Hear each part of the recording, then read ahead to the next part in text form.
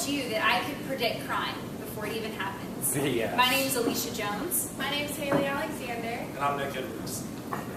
So imagine a situation where there's been a robbery. So a robber's come in, he's taken all the money, and he's left. So what can we do about this? It's a huge problem here in Evansville. We actually have a 1 in 169 chance of becoming a victim here. So, after a crime's been committed, is that it? Well, not necessarily. There's actually a system that can be implemented. You take electronic police records, you're able to siphon them in such a way, and then electronically dispatch them to police officers so that they can analyze them, trace these hot spots, and then are able to go in and analyze these crimes in order to deter it. So there's actually a bit of a problem right now. Evansville Police Department does have a system that is very similar to what we're proposing, but they have to be analyzed by a statistician. Crime information isn't displayed in real time, so oftentimes these records, they have to wait hours in order for them to even begin analyzing them. And then lastly, records take too long to even be shared with other police departments. So if you have a repeat offender who likes to cross state lines, it can take hours and sometimes even days to obtain these records. So the solution is known as CrimeCast. So what we're proposing is, say a police report is taken electronically, is then sent to a server which is located in-house, and then that information is siphoned into a database. The police officer is then able to sit at his desk easily any day, Monday through Friday, and is able to analyze this information on his own without the assistance of a statistician. He's even able to create analyzed graphs that track hotspots, so they're able to send out police officers during hotspot track time in order to deter specific types of violent crime.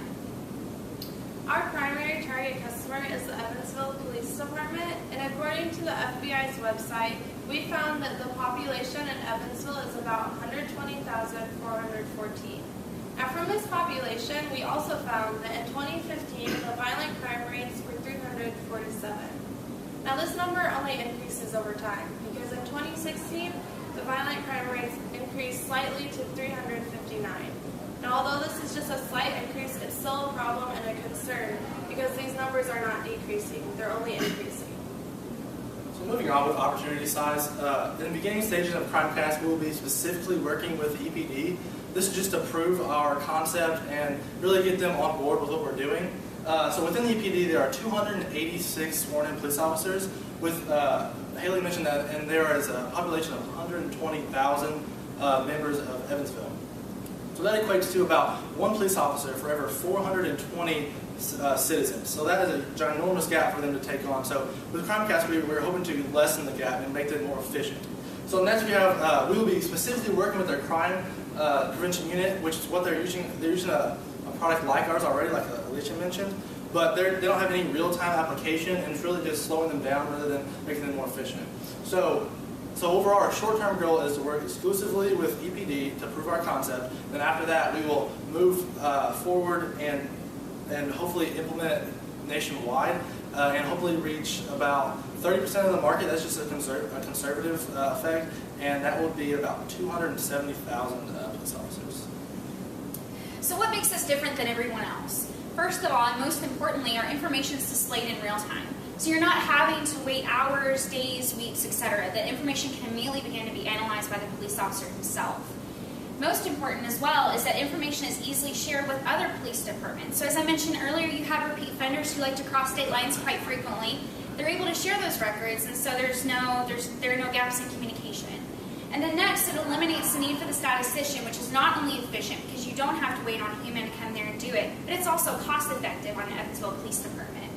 So this is a business model canvas we use to structure CrimeCast overall. And next, our value proposition. CrimeCast is a cost-effective tool that predicts and deters violent crimes. It also is beneficial to law enforcement and ensures the safety of its citizens and police officers for years to come. So next is our key activity. So first we'll need to apply for a provisional patent. This patent will protect all of our intellectual property, such as our unique algorithms for CrimeCast. And second, we'll need to do, we will hire a team of consultants and hire a board of directors to really just give us financial and strategic advice moving forward with CrimeCast. Next are our key resources, and these include police officers, police reports,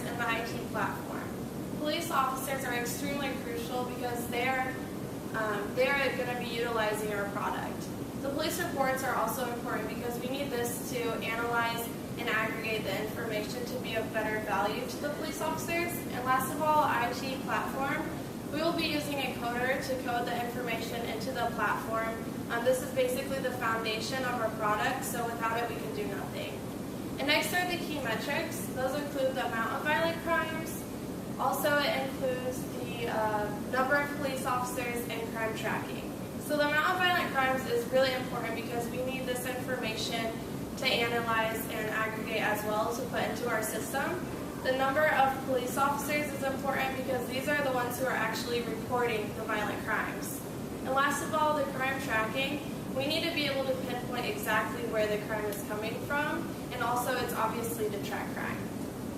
So next, for our customer relationships, we value those relationships. So what we're going to do to foster that relationship with the Evansville Police Department is we want to have police officers sit on our board because we want to receive constant feedback of what we're doing right and things that we can improve on.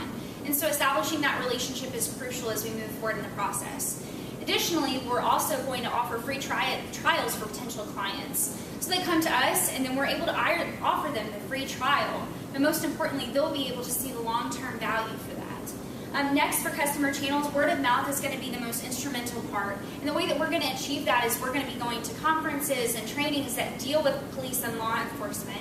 So we'll be able to get the word out that way. But most importantly, once EPD implements this system, they will be able to spread word of mouth. And so that will be instrumental.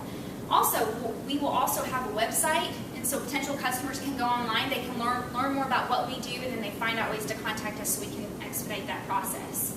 Additionally, the customer segments, obviously police officers, they are at the heart of what we do, and we could not do what we do without them. Because they will be the ones collecting this data, they'll be aggregating the data, we'll be getting everything from them, so we need them first and foremost to be on our team. Secondly, we need the mayor to be on board, and we're currently on the list to meet with Mayor Winnicky at this point so we can discuss potential clients. And then most importantly as well, we need Chief Pugh, and he is the head of Evansville Police Department. We'll need him on board as well so that he can bring all of these people together and he can see the value in what we're doing. So next, for our cost structure, it's quite simple. Year one, our costs are going to be $100,000. That's for the IT structure, the platform, everything that we'll need to get everything off the ground for year one. And next, as Nick previously mentioned, we will have to pay patent fees. The $15,000 will be overall for the provisional, and then the additional patent we'll have to apply for. The $5,000 charge is just a one-time charge, though.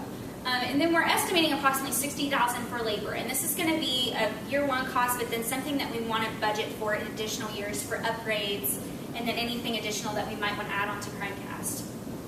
In revenue channels, we're going to be offering 5-year contracts at $2 million, and then that'll approximately break down to $280,000 per year. And that is net income starting for year one as we continue on. And so in closing, I want you to think back to what I mentioned earlier about the story. What if instead of you read something about a bank robbery in the newspaper, what if you read about someone who instead they got stopped before the crime was committed? Because using data analytics, they were able to be tracked and these hotspots were detected and someone was caught before the act was even committed. And therein lies the value with Crimecast and what we're destined to do. Thank you. Do you have any questions? Or does the torture wait?